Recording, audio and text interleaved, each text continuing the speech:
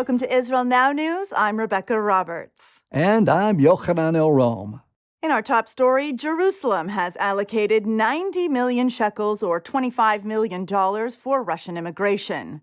The Israeli government believes that as many as 14,000 Jews will flee Russia, making Aliyah to Israel over the next 3 months. There has already been a mass exodus since Moscow mobilized reserve troops in its war against Ukraine. More than 6,500 people have come to Israel from Russia in the last 10 days, bringing the total number of Russian immigrants to Israel to 24,000 since the beginning of the invasion in February. Israel's finance minister Avigdor Lieberman praised the initiative, saying that his ministry will invest in a quality and effective integration process for everyone who is eligible and wants to make Israel their home. In related news, the Knesset has approved an additional 2.7 million shekels to bring 270 doctors from the diaspora to Israel. The plan is to station these doctors in hospitals in the Negev, the Galilee, Judea, and Samaria. These physicians will already have the education and training needed to practice medicine in Israel, so they will only be required to complete 8 months of practical instruction and theoretical studies. Israel sends thoughts, prayers, and relief workers to aid victims of Hurricane Ian in Florida. United Hatzalah sent a delegation of emergency medical technicians and members from its psychotrauma and crisis response unit to assist Floridians after the devastating storm. Gavi Friedson, the director of International Emergency Management for United Hatzalah, said when he saw the level of damage caused by Hurricane Ian and the fact that millions of people were forced to evacuate their homes and suffered loss and damage, he knew that Israel had to help. Friedson served as team leader for a relief mission to Puerto Rico in the aftermath of Hurricane Fiona. His team returned to Israel on September 30th and was immediately dispatched to Florida. Interim Israeli Prime Minister Yair Lapid said the thoughts and prayers of all Israelis are with the people of Florida and all those who were in the path of this devastating storm. Newly elected British Prime Minister Liz Truss considers herself a huge Zionist. Speaking at the Conservative Friends of Israel reception, Truss said that she wants to take the UK-Israel relationship from strength to strength. She said, in this world where we are facing threats from authoritarian regimes who don't believe in freedom and democracy, two free democracies, the UK and Israel, need to stand shoulder to shoulder, and we will be even closer in the future. Jerusalem has proclaimed its full support of Ukrainian sovereignty after Russia annexed 4 occupied regions in the war-torn country. Israel joined the G7 in rejecting the annexation. Britain, Canada, France, Germany, Italy, Japan, and the United States released a joint statement saying they will never recognize the purported annexations nor the sham Russian referendum conducted at gunpoint. A statement released by Israel's foreign ministry said Israel supports the sovereignty and territorial integrity of Ukraine and that it will not recognize the Russian annexation of Ukrainian territories. Israel's internal security agency Shin Bet thwarted an attempted terror attack on a Muslim school. A group of 6 men who were radicalized by Islamic State content online reportedly planned to attack the Muslim high school in Nazareth for teaching modern content, saying that it was working in the way of the infidels. Shin Bet released a statement saying that it would continue to take all the measures at its disposal in order to deal with the phenomena related to extreme Islamic ideologies and to thwart intentions to harm the security of the State of Israel. Several student groups at the University of California, Berkeley School of Law, have banned inviting any speaker who supports the State of Israel. 9 student groups voted to amend their bylaws adopting the anti-Israel policy. Kenneth L. Marcus, an alumnus of Berkeley, condemned the move, saying that anti-Zionism is like other forms of Judeophobia. It is an ideology of hate, treating Israelis as the collective Jew and smearing the Jewish state with defamations similar to those used for centuries to vilify individual Jews. Erwin Chemerinsky, who is the dean of Berkeley Law, said this initiative would effectively ban him from participating in law student group events. An all-electric airplane created by the American and Israeli startup company Aviation completed its first successful test flight. Engineers from Israel and Washington State designed the small aircraft, which is powered by 21,500 Tesla-type battery cells. The commuter plane was built to hold 9 passengers and is being hailed as the new age of aviation. If it receives FAA certification, it could become the first all-electric commercial aircraft. Omer Bar Yochav, the founder of Aviation, said that his company has created a product that is sustainable, as it is cheap to operate and to maintain. He said that this is a mode of transportation that people will want to use. A cache of dozens of ancient gold coins were discovered in the Banias archaeological site in northern Israel. Archaeologists believe that the coins belong to a Byzantine Christian who stashed his fortune during the Muslim conquest of the Holy Land in the year 635 of the Common Era. Yoav Lehr, the director of the Banias excavation, said the discovery sheds light on a specific moment in history, allowing us to imagine the owner concealing his fortune in the threat of war, hoping to return one day to retrieve his property. In retrospect, we know that he was less fortunate. Excavations at the ancient city of Banias also yielded the remains of buildings, water and sewage systems, bronze coins, pottery fragments, and a kiln. Raya Shirky, the director of Israel's National Parks Authority, praised the discovery, saying the Banias Nature Reserve, endowed with its unique nature and landscape, does not cease to surprise us from a historical and cultural point of view. Israeli advancements in nanotechnology could help curb the negative side effects of cancer drugs. The breakthrough makes precision dosing possible, meaning that powerful medications would target only cancer cells and not affect the rest of the body. A bioengineering team at the Technion, Israel's Institute of Technology, invented a new nanocarrier that is compatible with a wide range of medications. This could make nanodosing possible for cancer drugs, including chemotherapy. Professor Yossi Shammai said that the advances his team made in robotic chemistry has opened up new opportunities for treatments. It could make existing medications more effective because precision delivery can eliminate side effects, allowing bigger and more effective doses. Computer giant Intel has unveiled the world's fastest desktop processor. The Raptor Lake processor was launched in Israel in a ceremony attended by 90 of the world's most senior tech journalists. The 13th generation Intel Core family includes 6 new unlocked desktop processors with up to 24 cores, 32 threads, and clock speeds of up to 5.8 gigahertz. Now, many of Intel's most advanced processors were developed here in Israel.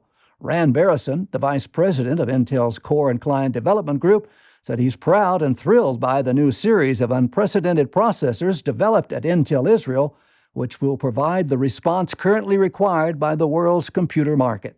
Jews and Christians gathered in the Israeli capital on the first Sunday of October for the International Day of Prayer for the Peace of Jerusalem. The event, hosted by Eagle's Wings, was televised worldwide and coordinated the simultaneous prayers of Jews and Christians for peace in the Holy City. More than 1,500 global Christian leaders in 175 nations participated in the ceremony, which has become the largest Israel-focused prayer event in history, with tens of millions praying for Jerusalem. The Israel Allies Foundation has published its annual list of Israel's top 50 Christian allies. The IAF coordinates the work of 50 Israel Allies caucuses with more than 1,200 legislators and governments around the world. This network focuses on shared Judeo-Christian values and works to mobilize political support for Israel. Josh Reinstein, the director of the IAF, said recognizing the invaluable work of our Christian supporters is an important display of our gratitude towards them. Each and every one of them serves as an example of the far-reaching impact that faith-based diplomacy has for Israel. He added that it is Christians and not countries that we can count on to always stand with the Jewish state. The diverse list spans many countries and denominations, including influential leaders such as Pastor Larry Huck from Dallas, Texas, and Joni Lamb, co-founder of the Daystar Television Network. The full list of this year's top Christian allies can be found on the website of the Israel Allies Foundation. This week, Jews around the world will dwell in tabernacles as commanded by the Bible in Leviticus chapter 23. It is truly a special time in Israel where makeshift huts can be seen in yards, porches, and patios. The Bible instructs Jews to take up the 4 species, which includes a palm branch, etrog, myrtle, and willows. The Festival of Sukkot has become the most popular time for Christians to travel to the Holy Land in fulfillment of the words of the prophet Zechariah, who said that it will come to pass that all nations will come up to Jerusalem to worship the King, the Lord of hosts, and to keep the Feast of Tabernacles. Yochanan has more on that story. Tens of thousands of Christians are currently visiting Israel and participating in the Feast of Tabernacles, hosted by the International Christian Embassy, Jerusalem. This mega event has become a beacon of Israeli Christian cooperation and is attended by Israeli parliamentarians and Christians from around the world. The event concludes with a march through the holy city of Jerusalem, with Christians and Jews waving Israeli flags together and singing Hatikvah, the national anthem of the Jewish state. Sukkot is truly an exciting time to visit the Holy Land, and we at Israel Now News would like to invite you to join us here next year in Jerusalem. Happy Feast of Tabernacles, or as we say in Hebrew, Chag Sukkot Sameach.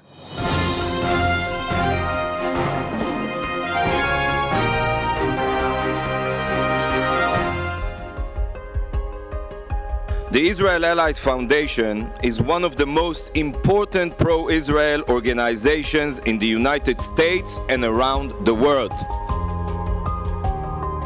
Thanks to the Israel Allies Foundation, its parliamentary caucuses, and our Christian friends and partners around the world, the bond between our faiths has never been stronger. I just want to begin by saying thank you to the Israel Allies Foundation for bringing us together from near and far to say with one voice, America stands with Israel. The Israel Allies Foundation is ensuring a better future for Israel, America, and the rest of the world. Thank you all for being Israel's allies.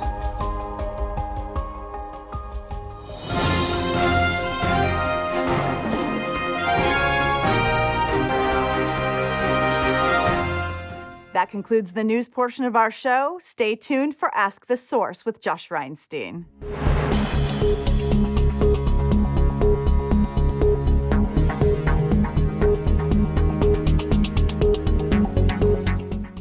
Hello and welcome to Ask the Source. I'm your host, Josh Reinstein, and we're here in our beautiful studio in Jerusalem. My guest today is Dr. Jurgen Buhler. He is the president of the International Christian Embassy, Jerusalem. Jurgen, thank you for being on the show. It's a great privilege to be with you today, Josh. Tell our viewers a little bit about what is the ICEJ. The ICJ stands for International Christian Embassy, Jerusalem. We have been established in the year 1980 when all the embassies left Jerusalem. It was a huge shock for Israel and for the Jewish people. And a group of pioneers, they said, well, now if the whole world is abandoning Israel, we are standing with them and we establish an international Christian embassy because we believe in the future of this great nation and we just want to express God's faithfulness towards Israel. And today we are representing millions of Christians from literally every country, more than 100 nations worldwide. And we do all kinds of projects. We help Holocaust survivors, we help with Aliyah and many other things here in this land. The big thing everyone's been waiting for is finally here. It's the Feast of Tabernacles. I shouldn't be here because it's just ahead now of us, but I couldn't, of course, resist the temptation to be with you. It's going to be an amazing feast, this year. We do this since more than 40 years, since 1980. The Christian Embassy was established out of the Feast of Tabernacles. Most likely it's maybe the longest standing annual Christian conference, international conference that is taking place around the world. It gathers since then thousands of people from around the world. And this year is very special because the last 2 years were the first time we couldn't do it physically. We were locked down in Israel. We had to do everything online. The amazing thing was we actually reached more people than before, but it was an amazing feast. Well, the Feast of Tabernacles is the biggest tourist event in Israel. Tens of millions of dollars going into the Jerusalem economy. Tens of thousands of Christians coming up to Jerusalem in fulfillment of biblical prophecy. What's really special about this year's event? I think this year will be in particular special again because people can march again through the streets of Jerusalem. They've been desperate. We got calls over this last 2 years, when can we come back? We want to march again. So the Jerusalem march definitely will be a highlight. It's always a highlight to see all the flags from the individual nations. Why are so many people called to come up to Jerusalem during the Feast of Tabernacles? You know, it's quite a unique phenomenon. It's actually the only feast or the only conference where the Bible invites you to join that. Because Zechariah chapter 14, verse 16, it says, there will come a time when all the nations will come up to Jerusalem. And when you ask the people, why do you ask, why do you come? And they all say, we are coming because we read it in the Bible. The Bible invites us to come, so that's why they show up. Another thing that's exciting about this year is that you're having a few heads of state coming. I saw the Slovakia Prime Minister is coming. This is something that's very unique, but also fulfillment of prophecy. Tell us about this. No, absolutely. We have this year for the first time, like you say, it looks like the Prime Minister of Slovakia is coming. He is a born-again believer. He wants to be with us, with his family. And also we have the former Chief Justice of South Africa. He went through a terrible time in South Africa because he took a public stand for Israel. The whole media tried to shut him down, but he was an incredible, bold man, and he stood up for truth. And we are going to give him the Nehemiah Award this year for standing up for truth and for justice in regard to Israel. And then there might be a possibility that also we might have in the next few days Mr. Bolsonaro with us from Brazil. And we will see what will happen there. And it's quite amazing. It's the first time we have such a concentration of members of parliament. I believe we expect something like 20 of them from different countries, plus heads of states. That's quite amazing. Well, you've always been a big supporter of faith-based diplomacy, the idea that Christians need to take their biblical support and turn it to real political action. Why is that important for Christians to get involved in? Because, you know, the Bible calls us to be a light to our nations. And you find in the Bible so many examples, like Daniel, a man who was a man of faith, a prophet, but he was right there in the center of power, being basically the second man in the kingdom of Babylon, which wasn't a little petty state, but it was the world empire. And there was right there a God-fearing Jew who was influencing the daily politics. And I think nothing changed since then. We should strive to have a positive impact in our society, and in particular when it comes to Israel, because the Bible is very clear. If our nations are standing with Israel, this will attract the blessing of God upon our nations. And so we need to make sure that we get that blessing for our nations as they are standing with the Jewish people and with Israel. You living in Jerusalem, you get to see literally every day the fulfillment of biblical prophecy. Does this become just like a job, or does that inspiration really lead you into doing these big things? I tell you, Josh, every day when I pass by the old city walls, I have to pinch myself and tell myself it's not a dream, you actually are living here. And like you say, you are seeing the fulfillment of biblical prophecy in such an amazing way. I was just a few weeks ago down at the Gaza envelope area, and to see there in the middle of the desert how they not only turned that into a blossoming and a green garden, but that this very challenged community, you know, is not only overcoming, but their vision is we are going to turn that area into the best environment in the whole Middle East. And, you know, to see things like that, how the Jewish people is overcoming, how they are fulfilling the ancient words of the prophets, that's something which really keeps you going every day.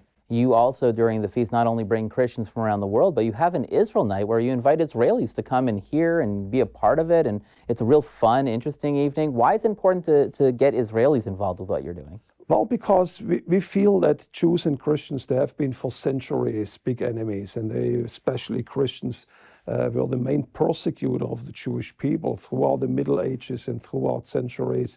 And we just want to change the tone of the dialogue, and we want to have Jewish people meet their friends around the world. You see there's a dramatic change over this last few decades in the evangelical community. They're really at large, they became Christian Zionists. And I think it's important for Israelis to meet them. This year's Israeli night, by the way, we will actually not have it in Jerusalem. We actually are taking it exactly to that community I told you. We take all the feast pilgrims. We go down to the Gaza envelope for two reasons. We want to show the people their support. We want to show them there are people around the world who care with them. But also we want to showcase in a way this amazing overcoming spirit that you see there in Gaza, towards our Christian friends, because traveling through Europe, you see such a depressed and angry atmosphere sometimes in countries, and going there in this crisis situation and seeing them, they come up with new startup companies with the population that actually doubled since the rocket started. It's unbelievable, and we want to show our people, say that's the way how you need to overcome the challenges in your country. Jurgen, there are literally tens of millions of people watching this show. What message do you have for our viewing audience? I think this is absolutely the time to stand at the side of Israel. You know, in past centuries, you might have had all kinds of excuses not to do that. But today, with the state of Israel back in the Middle East, seeing that it's this absolutely thriving democracy in the Middle East that is blessing the world, every pastor, every church, every believer needs to be involved with what God is doing right here in this country. Thank you, Jurgen, for being on the show. And thank you for tuning in to Ask the Source. I'm your host, Josh Reinstein, wishing you a happy Feast of Tabernacles. Now back to the studio.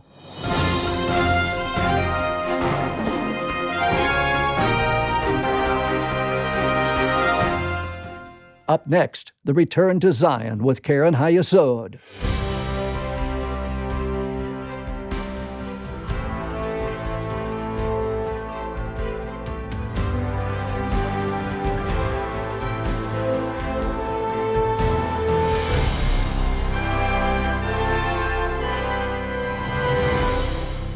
Shalom, and welcome to the Return to Zion with Karen Hayesod. I'm Sam Grundwerg, World Chairman of Karen Hayesod, the leading official fundraising organization for the State of Israel. Karen Hayesod is responsible for bringing home tens of thousands of new Olim every year. Every story is unique. Enjoy as we hear one of those incredible success stories.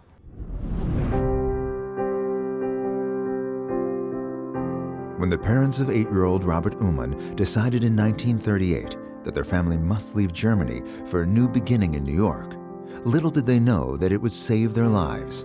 Remarkably, the decision also laid the foundations for their son to flourish in the first Jewish state in 2 millennia, built with the determination of institutions such as Karen Hayesod. Here, Robert Uman would become an Israeli hero who would change the world of mathematics. By 1938, the dark clouds had gathered over Germany. Jews had been ousted from every facet of public life. They'd become persecuted outcasts. Outright violence against Jews was common. The Uman family fled for the United States just 2 weeks before the infamous Kristallnacht pogrom. They were spared the full horrors of Nazism, which would soon unfold. In their new home, Robert Uman's parents struggled to make a living, but Uman grew up a proud Jew, a scholar of the Hebrew Bible. At the same time, Robert soon emerged as a gifted mathematician. In 1955, he received a prestigious PhD in mathematics from MIT. By this time, thousands of miles away, the impossible dream had become a reality. The State of Israel was born. From the ashes of the Holocaust, an ancient nation returned to its biblical home. With the help of Karen Hayesod and its supporters, the Jewish people built its first independent state in 2,000 years. Robert Uman simply could not resist the pull of history. Israel is a place where Jews have looked to this for centuries, and this is our fulfillment. So the news that we are gradually getting to be stronger and stronger in Israel vis-a-vis the diaspora, number-wise, that's good news. That's wonderful news. Uman made his new home in the land of his forefathers, the land of Israel. As Jeremiah had predicted, your children shall return to their borders. Uman's outstanding intellectual ability did not go unnoticed, and he immediately joined the mathematics faculty at Hebrew University in Jerusalem. He has been there ever since. Over the decades, Uman's reputation blossomed into one of the world's outstanding mathematicians. Prestigious prizes and professorships followed. But in 2005, Robert Uman received the ultimate award, the Nobel Prize. Almost overnight, Uman became a household name. His success demonstrated Israel's important contribution to the world. It showcased the Hebrew University, a world-class institution built with the help of Keren Hayesod. This small boy who fled Germany had shown that the Jewish people had triumphed. Uman was an Israeli hero. But despite the accolades, Uman remains first and foremost a proud Jew, even when the Nobel Prize is on offer. With the Nobel Awards ceremony scheduled just minutes after the Jewish Sabbath ended, Uman insisted on first completing his prayers before hurrying to take a seat just 90 seconds before the King of Sweden's arrival. Uman's remarkable life story is a powerful symbol of a proud nation reborn, a people that has never lost faith. And it is a reminder of Zechariah's prophecy, "Not by might and not by power, but by my Spirit, saith the Lord." Now is your opportunity to continue this holy legacy by assisting additional Jews to make a new life in the land of their forefathers. Let's bless Israel together. Now's the time for you to get involved. Assist Keren Hayesod to raise the necessary funds in order to bring Jews yearning for their homeland back to Israel. Your donation can help fulfill the biblical prophecy today. To donate and get information, visit our website at www.khisrael.org.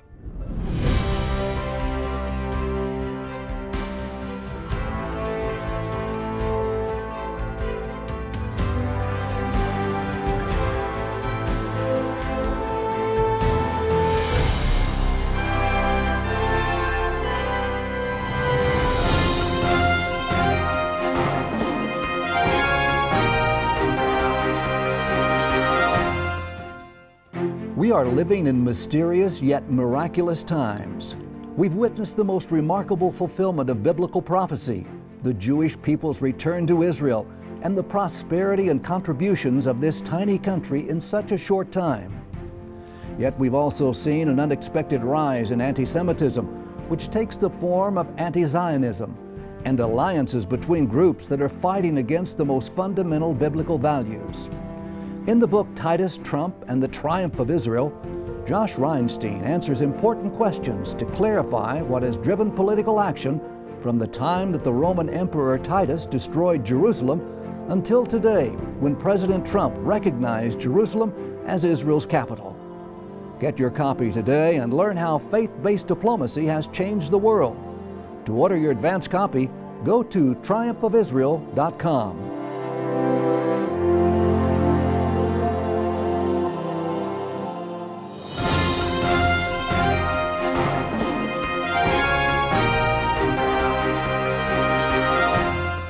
That's all for this edition of Israel Now News. I'm Rebecca Roberts. And I'm Yochanan Elrom, reporting from our studio in Jerusalem. Please join us again next week for all of your Israel updates.